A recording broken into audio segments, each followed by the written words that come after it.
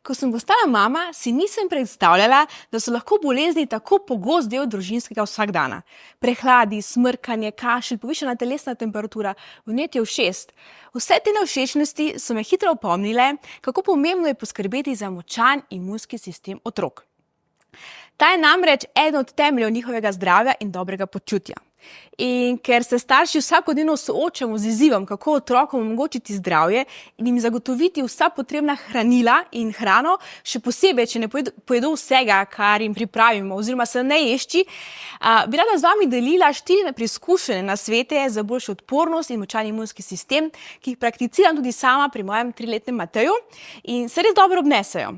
V zadnjih 2 letih, odkar je v vrtcu, smo bili tako doma samo 3-krat zaradi bolezni.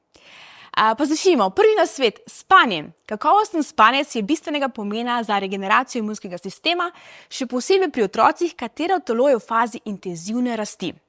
Reden popoldanski počitek, zlasti do 3. leta, je koristen za njihov imunski sistem. Večina otrok ima rutino, zato je dobro vzpostaviti neko večerno rutino pred spanjem. Pomaga, če hodijo spat vedno ob približno isti uri in če vsaj 2 uri pred spanjem ne jedo ter ne gledajo ekranov. K boljšemu spanju pomaga tudi topel tuš ali kopele pred odhodom v posteljo. Nič pa ni narobe, če pred spanjem spijo kozarček pravega kakava, ki vsebuje magnezij in pripomore k boljšemu spanju in pomiritvi. Pomembno za dober spanec je tudi to, da je v sobi res tema in da ni pretoplo, raje kakšno stopinjo manj. Vsi ti nasveti pa so seveda aplikativni tudi na nas odrasle. Poglobljeno znanje na temo spanja otrok pa sem jaz dobila na pikarije.si. Drugi nasvet, gibanje in svež zrak. Redno gibanje in čas preživeti na svežem zraku krepita otrokov imunski odziv. Spodbujajte otroke, da se sami ali skupaj z vami igrajo, kolesarijo, sprehajajo zunaj, ne glede na letni čas. Tudi ko temperature padejo, ima svež zrak številne koristi. Jaz sem začela dolge sprehode prakticirati tudi pozimi, že v času porodniške. Pa tudi sedaj nadaljujemo s tem, če tudi je zunaj mrzlo ali deževno. No, pa tudi, če se nam kdaj ne da, nas k temu spodbudi naša kožika Zara. Zavedati se moramo, da se v osnovi otroci zelo veliko gibajo, problem je samo, če imajo preveč dostopa do ekranov. Le-ti gibanje zelo zaustavljajo. Pa smo že pri 3. nasvetu. Uravnotežena prehrana. Prehrana bogata s svežim sadjem, zelenjavo, beljakovinami in zdravimi maščobami je ključna za krepitev imunskega sistema. Pogosto pa naletimo na oviro, ker otrok določenega živila ne mara. Zato bi s tabo rada delila nekaj trikov oziroma nasvetov, kako si pomagati pri tem. Z otroki se pogosto premalo pogovarjamo o prehrani, najlažje pa to izpeljemo na način, da jo vključimo v pripravo hrane. Jaz našega Mateja velikokrat povabim, da mi pomaga, sicer je za vsake petič, na primer, ampak takrat mu razlagam o živilih, mu pustim, da sam meša, reže in pripravlja stvari. Hrano, ki jo pripravimo sami, običajno potem tudi z večjim veseljem tudi pojemo. Otrokom lahko živila približamo z različnimi zabavnimi igrami ali triki. Poimenujemo hrano, na primer brokoli je dinozavrovo drevo, korenje so zajčje rakete.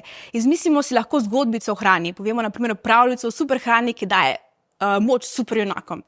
Lahko pa naredimo like, obraze ali živali iz različnih vrst živil. Na ta način obrok postane zabavna izkušnja in otroci bodo na primer določeno sadje ali zelenjavo lažje sprejeli. Pri nas tako mož Filip, kot tudi sinček Mateo nista ravno ljubitelja zelenjave. Jaz zato živila, ki jih otrok ne mara, preprosto skrijem v neko njegovo priljubljeno jed. Na primer v bolonjsko omako dam 500 gramov mesa in 2-krat več zelenjave, ki jo prej seveda dobro zmiksam. Na primer paradižnik dam ponavadi papriko, korenček. Enako naredim tudi pri pripravi lazanje. Pogosto imamo na meniju tudi zelenjavno juhico, skukam različno zelenjavo, vedno kaj zmešam, pa ponavadi dam še kak krompir zraven za kalorije in potem vse fino zmiksam. Če mu pa zraven ponudim še malo jušnih kroglic, pa ni problem pojesti praktično cel krožnik zelenjave. Zdaj bi pa rada opozorila še na eno stvar. Pogosto se omenja, da otroci pojedo premalo sadja in zelenjave, ne opozarja pa se, da pojedo pogosto premalo beljakovin. Otroci imajo v osnovi zelo radi ogljikove hidrate, maščobe, velikokrat pa jim primanjkuje v prehrani beljakovin. Tudi vrtčevski jedilniki so ponavadi bolj skopi z beljakovinami, ki pa so gradniki našega telesa in ključni za močan imunski sistem. Pomembno je, da v obroke, ki jih sami pripravljate, vključujete beljakovine. Največ jih najdete v mesu, predvsem belo meso, mlečnih izdelkih, naprimer grški jogurt in skir sta odlična vira beljakovin, jajcih, stročnicah, izdelkih iz soje in polnozrnatih žitih. Jaz to rešujem tako, da zjutraj Mateo za zajtrk pred vrtcem je jajčka ali skutine beljakovinske palačinke ali pa modren grški jogurt, v katerega dodam sadje, granole in čija semena. Čez dan tako mi ne jemo doma, tako da potem zopet pri večerji pazim, da imamo dodan kakšen dober vir beljakovin. Pa veliko lahko naredimo tudi tako, da ko gremo v trgovino, kupujemo čim manj predelana, enostavna živila. Na malinca.si nasploh na spletu najdete res ogromno hitrih in zdravih enostavnih receptov, ker vem, da vsaj med tednom pogosto ni veliko časa za pripravo obrokov. Ena izmed rešitev, ki se tudi sama poslužujem, pa je priprava obrokov vnaprej. Torej, dajmo prednost živilom brez dodanega sladkorja in z manj nezdravih maščob za spodbujanje razvoja zdravih prehranjevalnih navad. Namesto da cvremo na primer v olju, lahko spečemo večino jedi v pečici ali cvrtniku na vroč zrak. Namesto predelanih olj lahko uporabljamo hladna stiskana oljčno ali kokosovo olje. Namesto trsnega belega sladkorja lahko sladkamo jedi z datlji, z medom, kokosovim sladkorjem ali pa na primer zrelo banano. Namesto bele pšenične moke lahko uporabljamo polnozrnato ali pa pšenico nadomestimo s piro, ovsom, ajdo, ki so pogosto manj predelane in vsebujejo več beljakovin. Pa da ne bo pomote, tudi mi posežemo po predelanih ali naprej pripravljenih živilih. Naš Mateo na primer obožuje hrenovke in mu jih tu pa tam z veseljem skuham. Na tem mestu bi rada samo poudarila, da ko kupujete predelana živila, da berete deklaracije in sestavine na živilih. Jaz tako kupim hrenovke, ki vsebujejo 90% piščančjega mesa in ne hrenovke, ki vsebujejo 50% mesa in zraven še kup nekih umetnih dodatkov.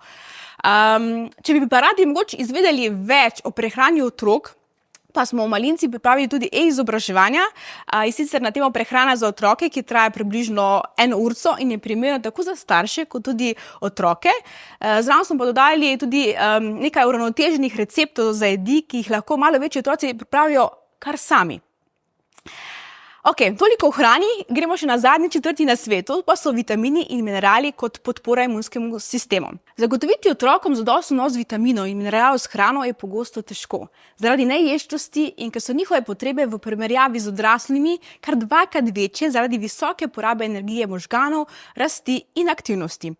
Sama Mateo že od rojstva dodajam v prehrano vitamin D, ko pa sem mu želela ob začetku vrtca v prehrano dodajati tudi ostale vitamine in omega zdrave maščobe, sem ugotovila, da je na trgu precej slaba izbira kakovostnih otroških dodatkov. In to je bil tudi eden izmed razlogov, zakaj smo Malinci šli v razvoj linije za otroke. Mi takoj sedaj redno v prehrano dodajamo 2 prehranski dopolnili, to so Malincini multivitamini in omega maščobe, po potrebi pa še probiotike. V Malinci smo tako razvili multivitamine v obliki prahu in brez okusa in v obliki bombonov z okusom jagode in pomaranče. Obojni vsebujejo pomembne vitamine, tudi najbolj pomemben, vitamin D in mineral cink, ki prispevajo k delovanju imunskega sistema. Pri razvoju je bil poudarek na raznolikosti vitaminov. Veliko multivitaminov na trgu ne vsebuje oziroma vsebuje premalo določenih vitaminov, na primer vitamina D ali C, ki sta res ključna za imunski sistem. Poudarek bil na kvaliteti sestavin in prilagoditvi vrednosti našim potrebam. Na primer, ameriški dodatki imajo čisto drugačne vrednosti, kot so potrebne pri nas. Z dodajanjem multivitaminov raznoliki prehrani lahko zato enostavno povečaš vnos ključnih vitaminov, tudi če otrok ne mara določenih živil, podpreš zdrav imunski sistem otrok z esencialnimi vitamini, poskrbi za nemoten razvoj in rast otroka z optimalno kombinacijo hranil. Zdaj bi pa se rada osredotočila oziroma opozorila še na eno težavo, ki je precej pogosta pri otrocih. To so antibiotiki. Ko jemljemo antibiotike, je kot da bi v telo vrgli jedrsko bombo. Ubije vse, dobro, slabo, grdo. Po raziskavah naj bi trajalo do 2 leti, da se ponovno vzpostavi normalno stanje v črevesju, zato tudi zdravniki priporočajo probiotike ob jemanju antibiotikov. To pa zato, ker iz črevesja oziroma našega mikrobioma izvira kar 80% našega imunskega sistema. Res je pomembno, da jemljajo otroci probiotike vsaj pol leta do 1 leto po končanem jemanju antibiotikov, da čim prej vzpostavijo nazaj mikrobiom in s tem močan imunski sistem.